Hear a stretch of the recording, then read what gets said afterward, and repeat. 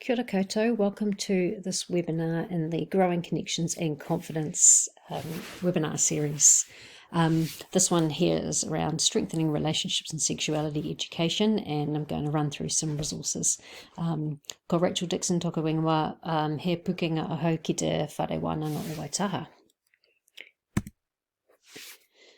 So this is what we're going to run through today, aiming to make this webinar pretty short and sweet, perhaps around 20 minutes there. You can see, as I said before, I am a lecturer at the University of Canterbury, working in the area of health sciences and teacher education, and also co-chair of the New Zealand Health Education Association.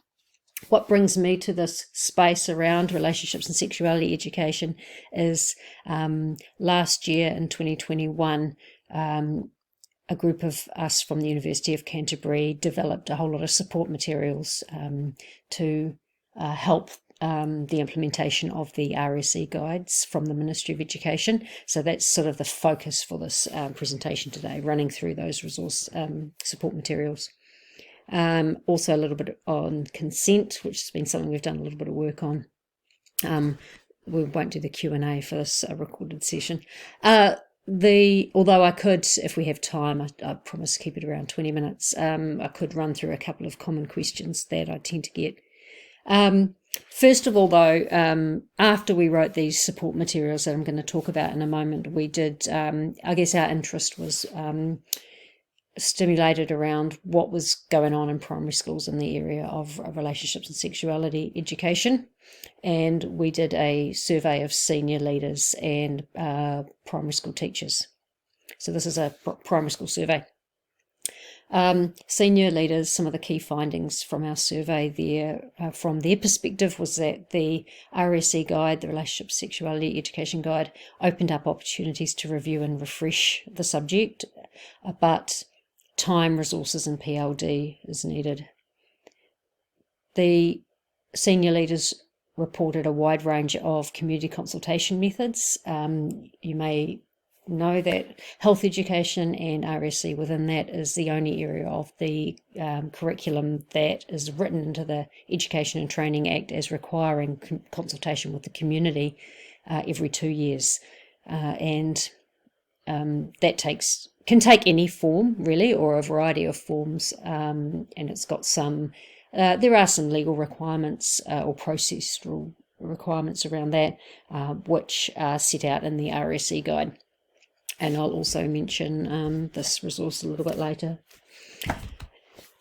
They also talked about a wide range of whole school approach actions to promote wellbeing, for example, linking in with things such as Pink Shirt Day and Bully Free New Zealand Week, those sorts of things. External providers are used to support RSE mainly from a supporting the teachers perspective, rather than actually going in and doing direct delivery and teaching to students in the classroom, although there was a mixture of both. They did talk about that they did acknowledge that they weren't doing enough, and that RSE in their schools was continued to be worked on. It was something that they'd been thinking about for a while. This was in context as well of a year or 2 years that had been disrupted by COVID. So it's been difficult times in terms of mixing up the curriculum, but it was something that they were wanting to work on a little bit more. And that last one, I'm pretty sure that you'll all resonate with that one. RSE can be challenging to teach, with worries about parental concerns, teacher knowledge, teacher comfort, teacher values, and how best to engage with students. I tend to call it a tricky topic, I suppose. It can be a tricky topic for a lot of teachers. Here we go from a teacher perspective. They gave us some thoughts around the fact that it is a crowded curriculum and RSE can be pushed to the side. Again, connecting to the COVID context, we undertook this survey term 3, term 4 last year. RSE does tend to be taught in schools around that time, around term 3. Term 3 was in August last year, and we know that was a lockdown in our country, so there was when we have events like that, subjects such as this can actually be quite easily pushed to the side and fall by the wayside.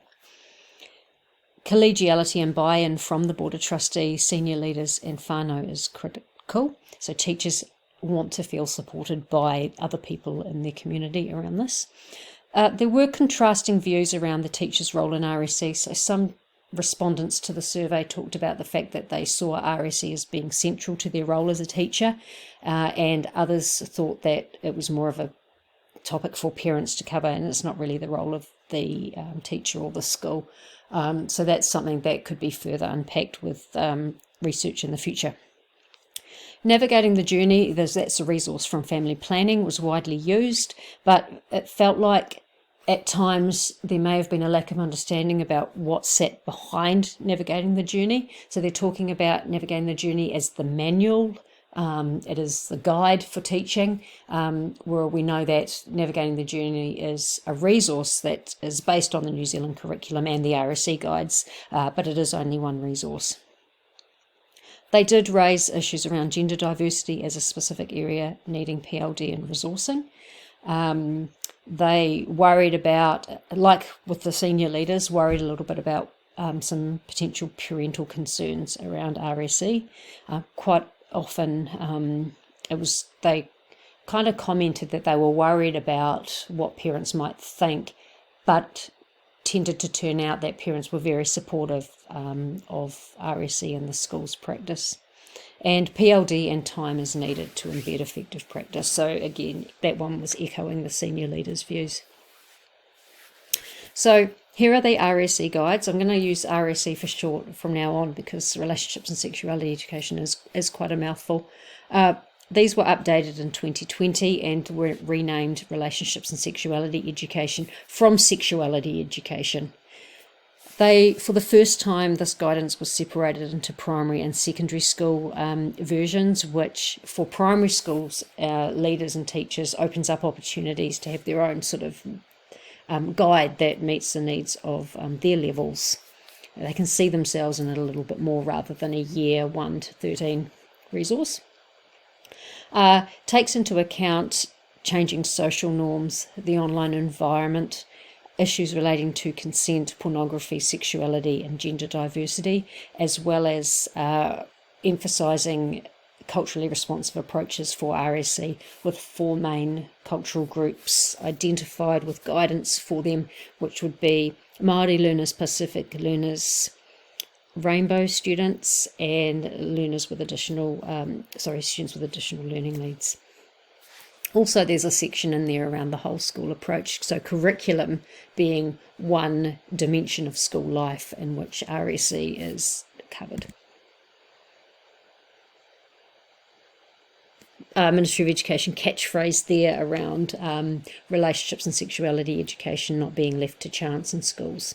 So this quote here is quite a nice, short, sharp quote talking about the fact that learning needs to start from the early stages of the curriculum and progress over time.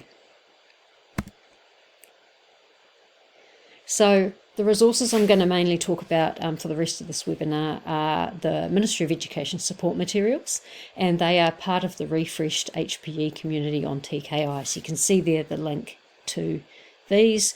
A refreshed TKI page looks quite different to what you are maybe familiar with, and we're clicking on planning and teaching resources, and we're going to the relationships and sexuality education resource collection. So I'm just going to run through the resources that we developed. First of all was the effective practice showcases. So this is a series of 6 videos. 3 of those are in a primary or intermediate school setting and 3 of them are in a high school setting, although the high school is a year 7 to 13 school. They each have a different focus in terms of what the teachers and the young people on those videos are talking about, and the other cool thing about these videos is that they are all accompanied by a 2 or 3 page PDF that has a series of questions that you can use in your own context for a PLD exercise. So the questions connect to the themes and the what the teachers or the senior leaders or the children are talking about in the videos. So those are the videos. We also developed a series of frequently asked questions. So we asked teachers across the country what their questions were around RSE, and we answered them. So that's a compilation there, separated into 3 sort of different age groupings, and the first 1 or 2 pages of each of those documents, there's a directory, a contents list, and you can see the questions there that are in there. The resources here are all downloadable in PDF form, so it's quite easy just to click on them and then save them. What I actually did with them is I downloaded them all to my computer, then I did a PDF merge, so I have all the resources in one handy place.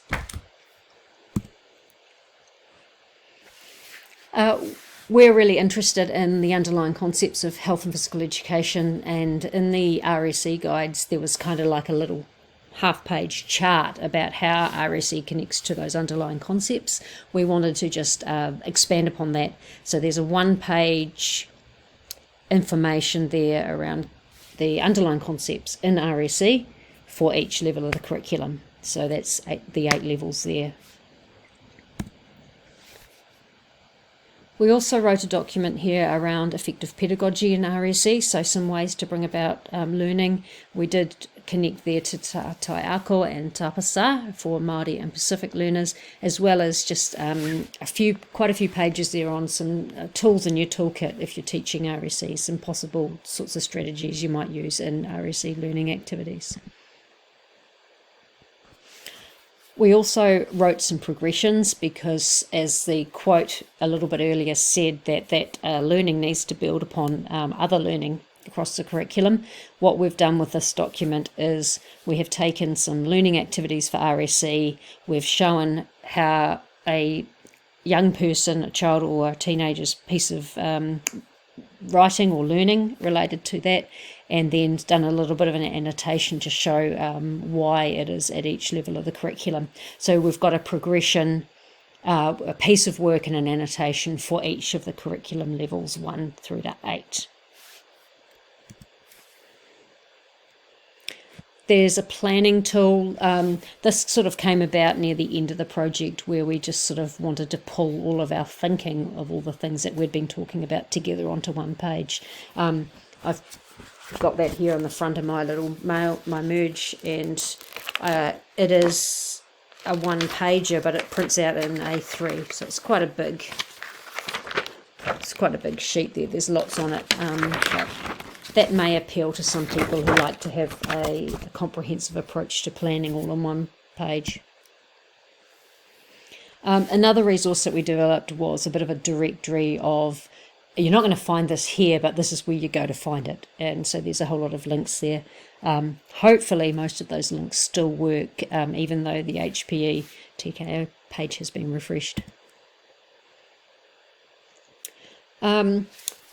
At the New Zealand Health Education Association, we recently wrote a resource around what consent or learning around consent looks like in health education, and that is a free resource that's available on our website. I think I've got the link a little bit later, and that just talks about how consent is woven into learning experiences in the New Zealand curriculum from level 1 of the curriculum. On the slide here you can see that we took a broad understanding of consent when looking at that, and these capabilities, competencies, attitudes and values from the front end, as well as the health and physical education learning area of the New Zealand curriculum.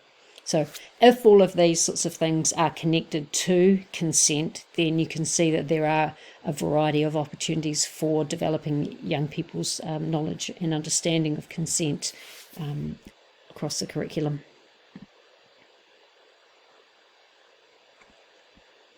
And that's what I'm talking about here. The sort of newspaper article headlines and things like that around mandating consent. We wanted to sort of make the point with our resource there that if consent is quite a broad thing, then there is heaps of opportunities already in the New Zealand curriculum, and therefore it is sort of mandated already. It is about sort of how teachers are teaching it in terms of subject status, time, and whether they're trained and confident. And my final slide here are some key links. So you saw before the refreshed HPE TKI page. This purple document here, just wanted to mention this for a wee second. Tutoru is a branch of the New Zealand Drug Foundation, and they work more in a secondary school space, given that their focus is on around reducing harms related to alcohol and drugs, but they have, in consultation with, in conjunction with the New Zealand Health Education Association, developed this resource here around the community consultation for health education. So it is a free downloadable PDF, and it just sort of it steps you through what's required around writing a draft delivery statement, consulting on that and your broader health education program, and then having that all signed off by the Board of Trustees. We have got quite a lot of information in here. There are sample surveys that you might even be able to use straight out of here, and there's a whole lot of useful information. So I recommend you have a look at that if you are wondering where to start or what you need to do for your community consultation. And that's the community consultation that's required by law every 2 years. There's our website there for NZHEA, and that's where you'll find that consent resource if you are interested in that. That's our website, and if you just put resources on the end of that URL there, that's where you'll find the consent resource. We have our resources published sort of with the 2022 resources at the top of the page, and the consent one I think is, don't know if we've produced something since then. We may have. It'll be the first or second item on that list. And a couple of open access articles that you might like to have a read of if you're interested in learning a bit more.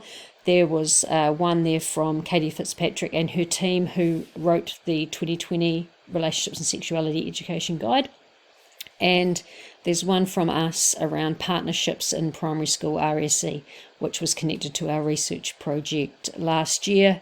And that's about the importance of schools and community working in partnership, and whānau, also, all the members of the village we talk about in that. So I've got a couple of minutes here for the questions. I'm just going to think about what do people ask a little bit about what resources are out there to support teaching RSE. The Navigating the Journey from Family Planning would be, from what I hear, the most common resource used to teach RSE, and they have different resources from year 1 to year 10. You can go to their website and familyplanning.org.nz, and the Navigating the Journey are in some different age bands, and they're $5 for each resource, so they're not too expensive and they're well worth a look. There is also a really useful parent information sheet that's free, and it's actually useful for teachers too, because you can see what navigating the journey looks like across those years of schooling. So it shows you that progression. So I recommend that if you haven't seen it. The Ministry of Education does have a curriculum in action around RSE for curriculum levels 1 to 4, but it's currently not online. It's offline at the moment while they revise it. So that's another useful resource. I'm not quite sure really where other teachers get their other resources, so they would be the main ones that I know of for RSE.